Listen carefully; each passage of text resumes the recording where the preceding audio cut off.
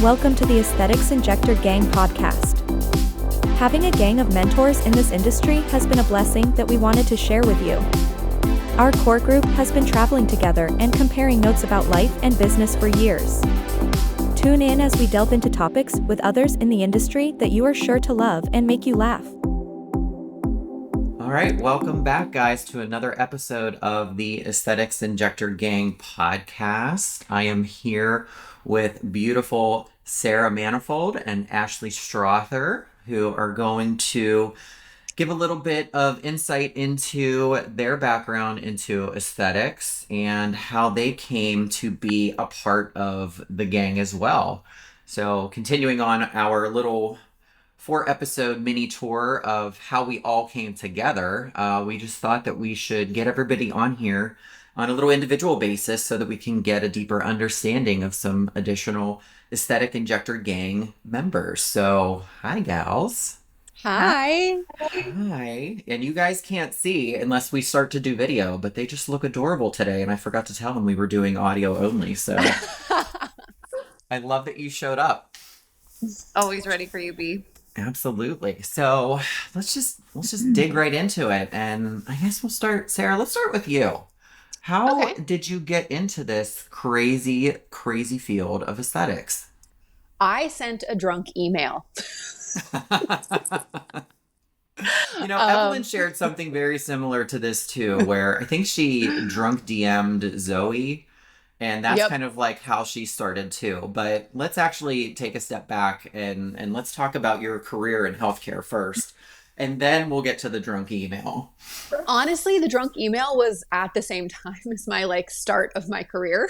Mm-hmm. So I graduated from PA school in 2017. Mm-hmm. I started working with a plastic surgery group. I loved it, but I was mostly in the OR. And I quickly figured out that I did not like the OR. I'm taller than most of the population, and my back was killing me. So I quickly figured out that was not for me. I saw them doing Botox and fillers. However, they were a MD only injectable practice. So they did not want mid-levels or nurses doing injectables. Mm-hmm. I thought it looked cool. I thought it looked like something fun. So I actually came up with the idea, and I made a little PowerPoint for them about why it would be a good idea to bring on a mid-level provider or a nurse injector, whatever it may be. That's amazing. Yeah, they said no. So they said no, and that night I went home and drank an entire bottle of Sauvignon Blanc, and I just Googled med spas near me, and I just emailed 3 of them saying, I have no experience. I'm actually a brand new PA, but I'm a really fun time. I'm a fun person. I'm in here a little bit. When you say your back hurts from bending over in the OR, if you don't know Sarah, she is how tall are you, Sarah? 6'1"?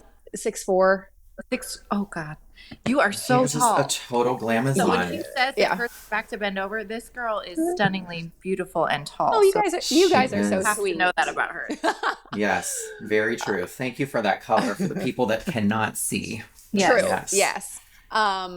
So yeah, I sent some emails. I got a reply the next day, somebody wanting me to interview. And actually at that same time, I got an email asking me to interview in the emergency room as well. So working in the ER allowed me to have a flexible enough schedule to also start in aesthetics. Because in the ER, you're really only doing 2 to 3 days a week. And then I could do 2 to 3 days a week in aesthetics while I was building my books. So it was a good timing all around that I just started working kind of dual specialty. That's amazing. Yeah. And, just coming off the heels of the American Med Spa show boot camp this weekend, I met so many people who were on the fence about diving into aesthetics full time. They're teetering on the edge. They're so nervous. They don't know if they should continue to invest, throw all the eggs in one basket. And you still do both because you like doing both, right? Yes. So I'm not contracted full time with any ER. I just do PRN work. I pretty much work 1, maybe 2 days a week in the ER. I usually do Mondays. But obviously not today, Monday, because I decided to take this week off. But I usually do 1 day a week to keep up my clinical skills. And yeah, I really enjoy it. That's awesome. Yeah, I always got that itch like every 6 months or so. Like, I should do something clinical. And then my last stint, I got a PRN job with a staffing agency and I worked 4 hours in a nursing home. And I was like, no, I can't do this anymore. Mm-mm. Well, and I will say I used to do 4 days a week, then it became 3 days a week, then 2 days a week. And then this year I finally just said I'm doing 1 day a week. So 4 days a month. And that's kind of my max. Do you think you'll ever just stop working in the ER? Right now, no. Like I said, I really enjoy it. It's fun. I don't leave hating my job. That's half the battle. Yeah. So I still enjoy it. If there's ever a day I don't enjoy it, I'll stop. No, that makes sense. And I cannot believe I forgot to ask you, what are you drinking? Since our gang loves to have multiple beverages, tell us what you're drinking. I actually only have one today. I'm very proud of myself. That's good. But mine is just a vodka spritzer. And she's drinking it out of a giant metal straw in a wine glass. So that combination together is just amazing. I'm milking a venti iced shaken espresso with a caramel lining. That's my kind of go-to right now.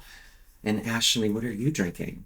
Well, I have the standard 3 drinks. So I've got my water, a little Starbucks, just a latte, and then a little electrolyte drink with lime.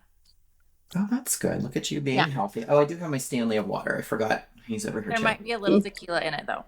Just a little bit. It balances the electrolytes. Exactly. All right, Ashleigh, tell us about you. What was your background before getting into this crazy industry?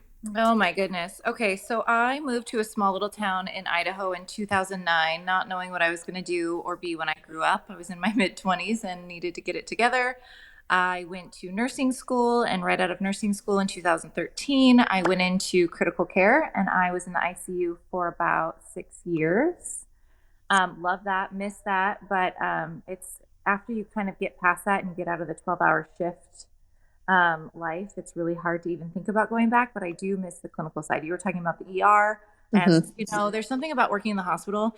If anything, you're always helping someone. And worst case scenario, you get some of the best stories to tell at a party that you could ever even think of. So I miss that side of it. But, it got to a point where my hospital went, there were some issues going that were very political, and it was just stressing me out. And my husband looked at me and he said, you don't have to go back. I just had my second baby. And I was like, okay, let's see. So I went back for a little bit and something happened and I was like, this is not working anymore. And so I put my notice in and I quit. I had no plans to do anything else. I found out a week later I was pregnant again with my third baby, and I knew that meant I was going to be in bed and sick for months on end, and I was. And during that time, of course, I was not only sick, but just bored. And I was on Instagram all day long, all the time, trying to pass the time. And I became obsessed with following the beauty nurse. Her name is Melissa Berg, and she's kind of a big name in the Northwest. And I reached out to her. I was actually going to get some filler done to fix my face after having 2 kids. And when I found out I had third baby on the way, that dream got demolished. And so I said, well, maybe I can do this for a living while I get through this time. And so she's like walked me through the process. And I reached out to my husband and I was like, I want to take this class and it's in a month and it costs like $5 million. He's like, no. And I was like, come on. Like, I really think that this is like my next move as a nurse. So I flew to Seattle and I trained with Erica Berry for my first training. And she was amazing and so fun. And she's like, you're a natural. And so that gave me a little bit of confidence. And shortly after that, I researched kind of a bunch of different clinics in town, met up with a plastic surgeon, the only plastic surgeon in our region. And he took a chance on me and brought me on. And that was in 2020. Which sounds crazy, but I have been going strong ever since. I did a 1.5 years with him, and then I opened my own clinic in 2021. That's amazing. You've come so far in what's seen. Like, whenever you say 2020, it sounds like a long time, but it really isn't. Like, I mean, someone told me this weekend, yesterday. Right? Yeah, someone told me this weekend too. They're like, "How long have you been in this industry?" And I'm like, a little over 2 years now. It feels like a lifetime. Well, and the scary thing about getting into our industry in 2020 is, everything shut down and I'm Yep. just getting in. But the beauty of that for me was everything went online. So everything that I didn't have access to was now at the drop of my fingertips. Like I trained, it was amazing. So I love that time. I get to spend a lot of time with my kids, and I got to kind of get a lot of background that's hard for the normal person to get. And because getting into aesthetics is not easy. It's not always No. a drunken email and, roll of the dice. It's actually really, really hard. So I had the beauty of all of that downtime to train and learn and do it from the comfortability of my couch. That's amazing. And Yeah. very unique. I love that you both kind of took a chance on other providers to really just put yourself out there and like get that opportunity. And I think it's even harder now because the market's becoming so saturated Yeah. for people to get that leg up. I'm sure that people are getting resumes all the time. I know we get random emails from people, I just graduated, I want this, that, and the other thing. And it's, you have to build your own resume. So I think that you two are amazing for having the gumption to put yourself out there and seek that opportunity. Well, I think the beauty of our gang too is that we all have a background in healthcare before we got into this. And I think that's super important for people that are looking to get into the industry to know, because there's so many things that can happen in that chair that you don't think about. You're like, oh, it's just Botox. It's easy. It's like, no, it's way bigger than that. Mm-hmm. It is. And it is a really hard industry to get into. I don't think I fully realized it because I sent one drunk email and got a reply and was trained on the job by a wonderful injector and had a great experience. But I talked to other injectors who kind of were shot down for over a year. They went out to, clinics, plastic surgeons, dermatologists, and could never really get their foot in the door. Absolutely. Well, even my first plastic surgeon I worked for, he's never been clinically trained on the newest technologies and the newest techniques that we use every single day. I think that's another thing that's important for people to know is training never stops. It's not like you graduate and you get in and you know everything. Like it's always evolving, always changing. 100%. It's one thing that we heard this weekend too was, you hear all the different ways to do things. And if you're not doing it this way, sometimes you can feel inadequate or you're doing it wrong. But there are so many ways to skin a cat in aesthetics, so to speak. There's a ton of ways to do lips, right? There's a ton of ways to do tox. There's techniques are constantly changing, evolving. Products are coming onto the market. It's if you stay stagnant in this industry, then I think you die, honestly. Mm-hmm. 1,000,000%. Yeah, it's crazy. But Ashleigh, so you have a Tahoe full of kids. I'm just going to take a quick left turn. So you have so many kids, you have your own business. How do you juggle all of it? And you're really good at social media. For me to put a reel together, oh God, I can't, it takes me a year, it seems like, but you do it effortlessly. You and Evelyn. So tell us your secrets. Well, I have a really good husband and a lot of help. And so that is kind of the core of how everyone's always like, how do you do it all? And it's like, I don't. I think everyone needs to know I don't do it all. I tell everyone that all the time. I always say that I'm my husband's fourth child because he feeds me, he makes sure I have what I need, he fixes our house. So we have an army that helps us. So that's helpful. My kids are really little, and that makes for really good content on social media because they're very funny. They are adorable. But social media is all about letting people into your life so they feel connected with you, I think. And so how I've tried to make it easy is I'll just get snippets of my day, and if it works, it works. Or I just take cues from people I really enjoy following. It's just got to be a balance because people that don't have kids don't want to see your kids. And people that do have kids don't always want to see aesthetics, but they like you. But they're interested in skincare. So it's always a healthy balance of a little bit of everything. And then being organic and authentic. Social media is a lie most of the time, right? No one's life is perfect. We all have bad days. We have a whole text thread of emergencies and what do I do with this patient? And, and not emergencies, that's the wrong word, but just questions.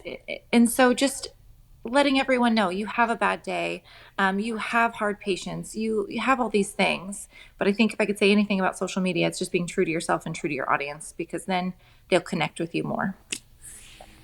100%. And when do you find the time to do this, though? I mean, I know that you're on the West Coast and you have mountains and everything, but like, when are you doing this? Oh, like I said, you just get little things throughout the day. My days off are just a few a week.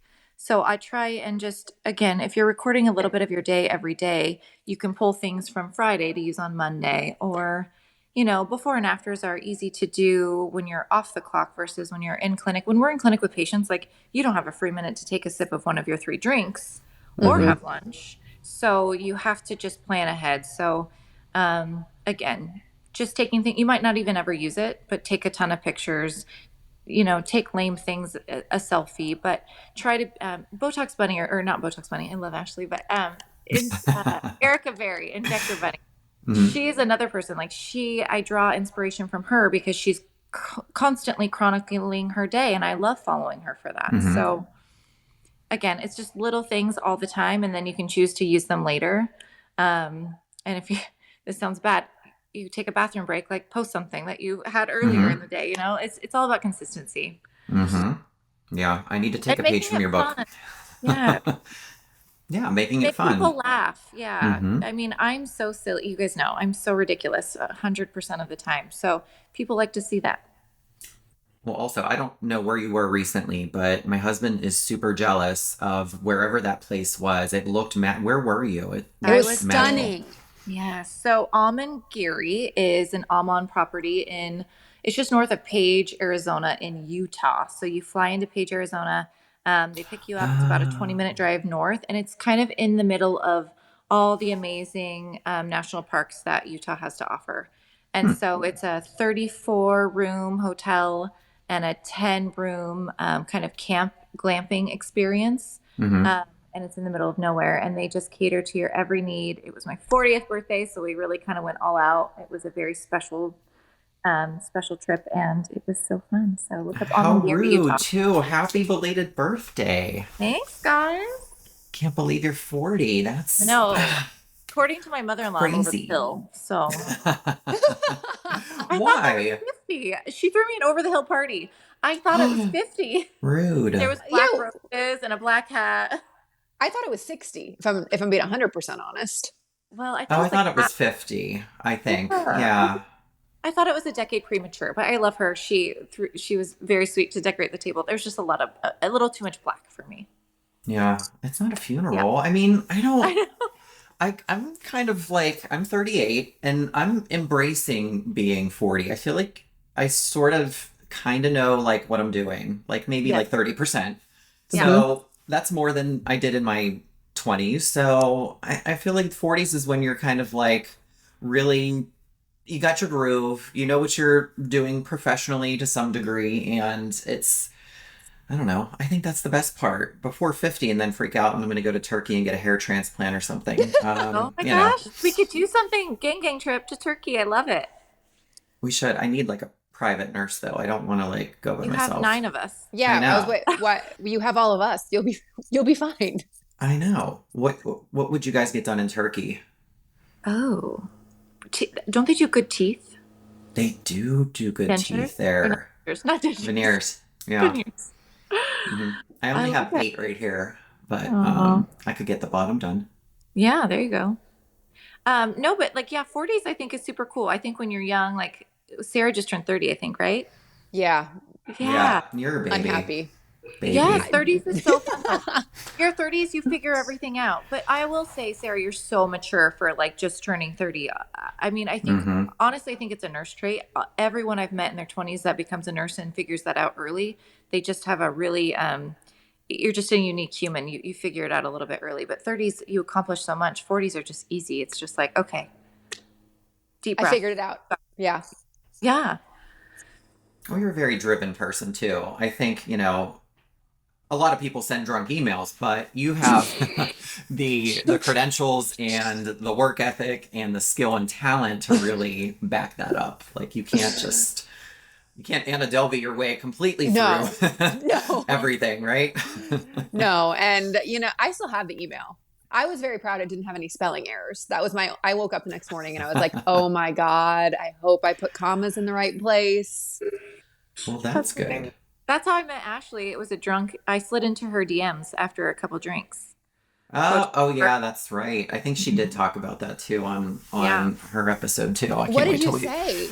I said something like, I like Botox and I like bourbon. We should be friends. Oh, that's so cute. Literally, I think that was it. Yeah. And I forgot that until we met, I don't know what, a year later. And she reminded me and I was like, oh yeah, that is how we met. Listen, if we do merch, we're totally making a t-shirt out of that. I love it. Like logo on the front, all of that on the back. Yeah.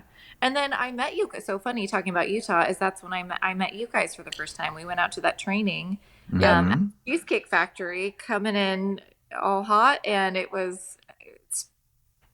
it's led to our friendship we have now. So that's right. That is true. Friendship started at the Cheesecake Factory. It did. After a very long day of flying and missed driving directions. You guys ended up at a different Cheesecake Factory than I was. You guys were that's right. suburban deep, and I was all alone, and I was so nervous because I knew no one. And we literally had a Suburban with like 6 of us and all of our luggage. Yep. I'm surprised I had to pack it all. Oh my gosh, that was crazy. That was a bad game of Tetris. Yes, it was. And I remember Ashleigh specifically. Didn't it take like a really long time for us to get drinks, and you like went up to the waitress or something and demanded her water or something? I don't know. You did something and I was like, oh, this girl has balls. I like her. I like good service and I don't like inattention. And the service, I was meeting all of you guys for the first time. You guys had a long travel day. I could tell everyone was thirsty. And in Utah, they don't serve before 10 a.m. ever. And they don't serve you a drink unless you order food, is what I do remember too. So we had to, So anyways, I got their attention. It was great. We had so much fun. But I will say the first time I met Sarah, again, to her height, I was not expecting her to be so tall. And literally kind of took my breath away a little bit. And I just, and I'm a tall girl too. I'm 5'10", I'm 6'1" with heels. And so for me to think someone's tall, she's tall. And so I was just like, I love her. I do remember you walked up and you said, oh my God, you are so tall. Well, because that's the funny thing. Like, we followed each other on Instagram forever. I just remember I followed you because your initial Instagram name was like Botox Barbie. Yep. And you're truly our real life-size Barbie. And so I was just like taken back. I was like, she really is Barbie and this is real life. And yeah. You are so sweet. Yeah. And, I get really nervous around new people. So it's like, how many people were on that trip? Was there 9 of us? I think so. Yeah. So it was like learning everyone's real names, not your Instagram handles. So I kept wanting to call you Barbie probably and not Sarah. And then I didn't know Val very well. And I would have responded. It's fine. Yes, I know. But it was, it was fun. It was a great first trip. It was a big group of new people because I'm the same way. I don't thrive in instances where I'm meeting like 6 or 7 new people, and especially like staying in the house with them. I was very nervous going into that trip. Well, and then I just remember little idiosyncrasies like Brandon knew I have a lot of kids, and so he knew he knew I would want my own room so I could get some sleep, and that was super, super sweet of him in the beginning. And then we stayed up late that night connecting, and that was really nice. So then I felt part of this crew that I felt already knew each other so well. And then just with small talk, Sarah and I realized that she grew up in the same neighborhood as like my stepdad, my ex-stepdad. So we had this weird connection. Like the world is so small when it comes down to it. It's less than 6 degrees of separation. Oh, for sure. Yes. Exactly. I remember that. I thought whenever we would go into the house, I didn't want it to be one of those like Real Housewives destination trips where everyone just starts to run and claim a room.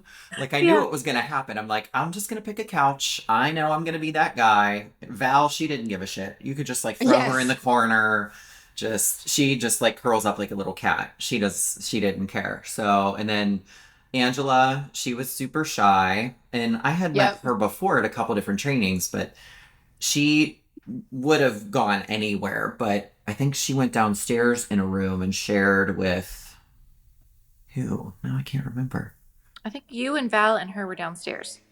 Oh yeah, because Val and I, we like danced on the couches and kind of pretended that we stayed in that other room, but I think she was by herself too, and there was that Yeah. I would have bathroom. never complained, but I was just gracious. Yeah, no, you needed that because I mean, Now I three know you well enough. kids. Now I complain. Yeah. Now we're in it. Can you make a room? Well, I we hear it have in my three head. girls that always share a bed, so that always makes it a little bit easy.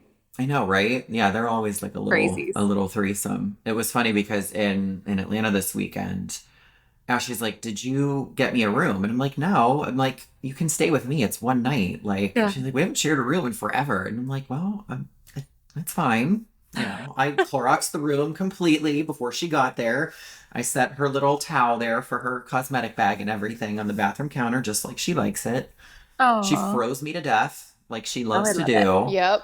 You know, I'm like 67 is not like sustainable for human life. Like that's No. really not correct. That's a little chilly. I mean, I'm a 68, 69, but 67's pushing it a bit. Yeah. Oh, and Sarah introduced us all to the concept of serial killer traits. Oh, I knew we were going to talk about this. I forgot yeah. about that. Yeah, that's how we figured it out. Because what's yours, Mine or Sarah's? Sarah? I have like a few of them, I've been told. My What's most that? recent.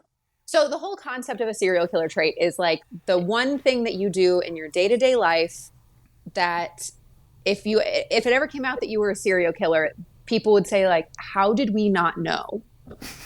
Like, this is what they do. Some people say it's weird that I like to brush my teeth with hot water. Some people, like, I get out of the What's wrong with shower. that? That's fine. I don't know. That's You're not the worst decreasing one. sensitivity. I don't know. I don't It's not like know. scalding hot, right? No, it's just like when I wash my face, it's the same water. So anyway, or the new one is when I get out of the shower and it's nighttime, not when I wash my hair, but I only wash my hair once a week. I just put my clothes on. Okay, no, I don't- this is not your serial I don't killer. use it. I don't use No. a towel. So like that one is a weird one. And then Go back to Utah. my boyfriend says the worst one that I have is that whenever we go on a beach vacation, I like won't shower off and then I'll get into bed and the bed's all sandy and it doesn't bother me. And he Love cannot stand it. How can you stand it? Like sand in your bed, that's so crumbly and itchy and Yeah. scratchy and gross. It's I like think you're it's toast like- in your bed.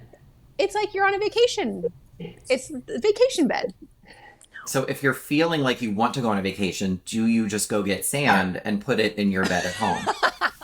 No, I don't do that. But I really value my relationship. And I think if I did that, he would leave me. Okay. Valid. Yeah. 100% valid.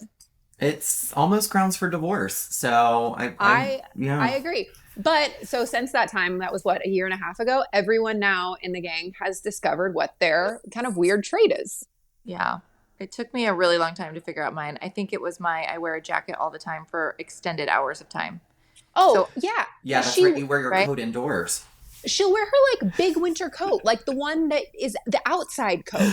And Yeah. she'll just come lay on her couch, her Yeah. inside Yeah. couch in the coat. Yeah, we do harass you Well- all the time. But you have to remember, I live in Idaho. I feel like it's fresh air here. I don't have the germs that you big city people have. And it works. I'm cold all the time too. It's just comfy. It feels secure. That Like she is sends us like a photo an- of her taking a nap in her big winter parka on the couch. Yeah. I've That's- almost like been cooking in it and not noticed. And you guys are like, take off your jacket. But there's so many germs on it, and I don't know. Maybe your fresh mountain air just blows it off. I think I so. don't It know. just sanitizes it all. What's yours? Brandon- Brandon? I forget. Yeah, what was yours? I am trying to remember myself. Oh God, what was it? Got it. Oh, you clean you clean while you drive or something, right? Oh yeah. So the Swiffer Duster. You know how you can have that for the house. I have them in every one of my cars. Oh, I think that everyone made fun of my mats on my mats too in my car. So I have a thing with a clean car. I'd like to like keep the plastic on, like not Yeah. like too crazily, but like I don't want the dealership to take it off on some things because I don't like fingerprints on the black stuff, like the black shiny plastic things. I still have a lot of plastic on my car that's like 4 months old. But I also like to cut out of regular like carpet that you've had in your house. I'll cut out a piece to match my mats, and I put that over my mats so that it stays fresh. So I put mats over my mats, and then when I'm driving, I'll use my Swiffer duster and I clean everything. So people look at me funny, but my car is pristine. How often do you replace the carpet in your car? It depends on the availability of what I have. So I'll steal carpet from other people that, like, my dad just got carpet like 6 months ago. So I said, give me every remnant that you have. And if I have a good supply, then I'll change it more frequently. But my new car has like a really weird cutout. It takes me forever to do it. So I'll probably keep this one a little longer than normal, but usually twice a year. Yep, that's your trait. You're like speechless. Okay. I feel That's If definitely it.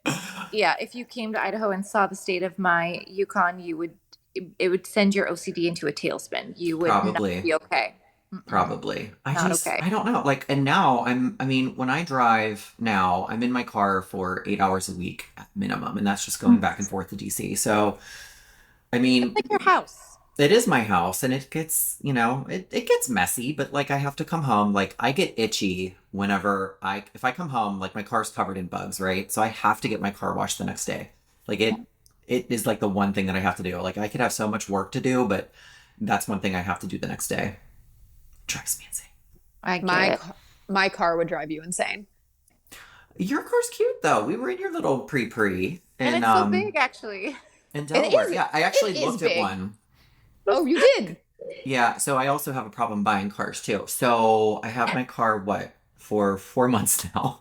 It has 8,500 miles on it. And I wanted to see, because the new Priuses are really cute, but I wanted Yeah. to see if it was any different than my car. Like, it gets like the same gas mileage, but like visually it's very appealing. So you can't like find them in Pittsburgh. I don't know if you guys have more plentiful. No, they're impossible. We just bought a new one, and it was like they're hard to find right now. Yeah. But yours was used, right? Like slightly Yeah, used or no? Mine had, I think, 400 miles on it. Oh, so it was brand new. Okay. Well, Yeah. I meant like the new style ones, but Mhm. it's like the same size as my car. And I thought my one problem is that it's like I look so geriatric getting out of it because it's so low to the ground. Like, my knee pops. I need to like grab onto the door for support. Yep. It's a hot goddamn mess. I see like old people getting out of the same car that I have, and I'm like, how do you do that, sir? Like, you should have a cane, but they Yep. get out like more spryly than I can. So I thought, well, if a Prius is a little higher, then I can justify getting a new car because I'm just weird. So The Prius is still short. It's yeah, short. It's the same exact dimensions as my car. It just looks a little bit cooler, but Yeah. I think I'm going to keep it for a little longer. I'm car shopping right now, and I hate it. I hate cars. Well, you need like a small bus. So like, what are you looking at? Well, I want a Mercedes Sprinter van, but my husband says that won't fit in our garage. So he needs to build me a shop. Right? Yeah. Yeah. Okay. I mean, that really makes sense. You understand that concept of a shop on the East Coast over there? Well, I'm thinking like a big garage. Is that what you're referring Kind of. to? But they usually over here they like park tractors and like. Oh, you want like a big guy. Okay. Yeah. Oh, okay. Yeah. And then getting a new SUV, the kids are going to ruin it anyway. So it's like, do I want to spend $1 bajillion on a nice SUV that looks really pretty that they're going to just destroy? No. Yeah. So No. it's frustrating. I know. So You I don't should know what I'm get doing. you should get the Sprinter van, but then logo it out with LCV stuff, and then it's a business write-off. See? I love that. I was looking at gray gooses, golden gooses. Uses. So Brandon and his So crew. how much tequila's in there exactly? It's the same thing essentially. Mhm. But you guys have the cutest shoes at your clinic because you guys all branded your golden gooses, and so Mhm. I love that. I looked Yeah. at it, but I can't. It's not like a mandatory uniform. It is not in my contract, but it turned out really cute. Wait till you guys see the shoot for Modern Luxury DC. We look so adorable. I can't wait I till it bet. drops. I'll have to give you guys What's the your preview. go-to shoes when you're trying to be cute and fancy at work, Sarah? I wear the same Stuart Weitzman sneakers for like the last 6 years. I just buy a new pair every year. Oh, I need to see these. They have little pearls on them. They're super cute. My office is so white, like white, that if I wear shoes with even like a little bit of dirt on it, it stands out. So I keep them in the cabinet at work. Oh, That's, They never- I mean, yes, Good it idea. is pristine there. I love your office. Yes, so they don't see the outside floor. Even if I go to Trader Joe's to like get lunch, I put on different shoes. Oh my goodness, that's a good Oh, idea. so they're strictly your like at work shoes. Like you treat them like the hospital, like they just don't leave. They don't leave. Mm-mm. Oh, smart. Yeah. I don't think I ever did that even when I worked in the hospital. And I worked in like the nastiest, and well, it wasn't nasty, but it was just, we were a top rated ICU and we did abdominal transplant. We saw the sickest of the sick. And oh God, I did touch things that I never thought I would in my entire life. But Yep. I really probably should have like decontaminated my shoes before I left or left something there. And I am gross because I wear my coat. in my- Touche. Solid argument. What I was Solid gonna say, argument those right there. shoes did not enter. I stripped in the garage and I came in and I showered before I touched anyone Ashleigh in did my that family. too. Ashleigh, yeah. Oh my God, if we get you two on the same episode, we're gonna have to like, you're gonna be Ashleigh, it should be Ashleigh. Yes. But my phone is actually obsessed with you. Random synaptic misfire. Because every time I say like talk text Ashleigh, it spells your name your way No. instead of her. So like my phone is connected to our office phone. So I'll like say Ashleigh and like I'll text people wrong. She's like, why can't you spell my name? I'm like, I'm talk texting. It's not me. They I get can't it. help your phone's obsessed with me. It is obsessed with you. I love it. Well, I but miss who you. wouldn't be? I can't wait. What's our know. next trip? Oh, where are we all going? You're going to Egypt. Sarah's going to Egypt. So Yeah, aren't you guys going to the music festival? is that our next thing? Well, you guys are going to, is it Aesthetic Next? Aesthetic Next is in September. Yeah. Is everyone going? I'm not. I'm not. No. I can't go either. I know. I have a wedding. September is a bad month for me. Kids, September school, is a anniversary. terrible month. September is always full. Doesn't matter what year it is. September is always full. And you guys can't make it to Aesthetic Multiplier in August? No, 6, I have- 7? Nope, I can't. I know I you wish I can't. could. I Sarah, don't can you? remember. I don't It's know. a I'll have to look Sunday, into that Monday. one. You have to look at the calendar. And then I guess it's Ocean's. Aesthetic Multiplier. That's the one that Ashleigh is throwing. Ashleigh and Morgan. Yep, they co-founded. Mm-hmm. Yeah, nope.